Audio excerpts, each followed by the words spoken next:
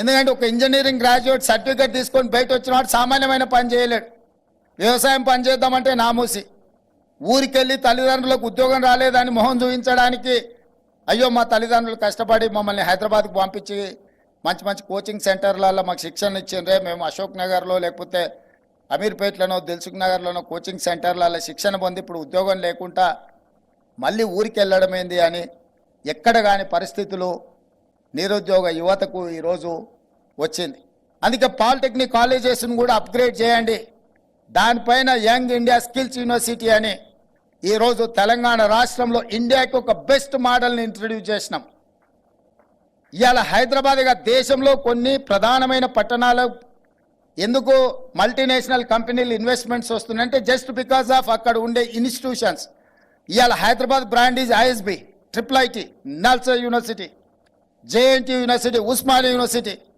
ఈ యూనివర్సిటీస్ మన దగ్గర ఉన్నాయి కాబట్టి చాలామంది ఇక్కడ నుంచి వచ్చే విద్యార్థులకు ఆ క్వాలిఫికేషన్ ఆ క్వాలిటీ ఉన్నది కాబట్టి ఇక్కడికి చాలా మల్టీనేషనల్ కంపెనీస్ వస్తున్నాయి, ఇన్వెస్ట్మెంట్ చేస్తున్నాయి.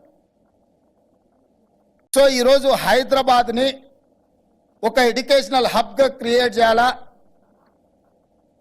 టెక్నికల్గా ఎంపవర్ చేయాలి అనేది మా ఆలోచన. ఈరోజు ఐటీ సెక్టర్ కానీ ఫార్మా సెక్టర్ కానీ మన దగ్గర ఉందంటే 1965లోనే ఆనాడు జవహర్లాల్ నెహ్రూ, ఇందిరాగాంధీ గారు IDPL ఫార్మా లిమిటెడ్ని ఇక్కడ పెట్టిండ్రు కాబట్టి అందులో ఉద్యోగస్తులు అందులో రీసెర్చ్ చేయడం వల్ల అక్కడి నుంచి వచ్చిన సంస్థలే SOL, Reddy labs, Aurobindo, hetero ఇట్లాంటి సంస్థలన్నీ కూడా వచ్చి ఈరోజు ప్రపంచంలో ఈ దేశంలో 4 కోవిడ్ వ్యాక్సిన్స్ కనిపెడితే 3 హైదరాబాద్ నుంచి మనం ఇవ్వగలిగినాం. 35% of bulk drugs our contribution is there. Hyderabad is the place for bulk drugs. Our contribution is 35%. IT సెక్టర్లో silicon valley we're the lead partners. Silicon వ్యాలీలో వెళ్తే అమీర్పేట్ చౌరస్తాలో మనం మాట్లాడుకున్నట్టుగానే ఉంటారు. చాలామంది అక్కడ ఉండే వాళ్ళంతా తెలుగు మాట్లాడుకుంటుంటే you don't find difference between Hyderabad and silicon valley.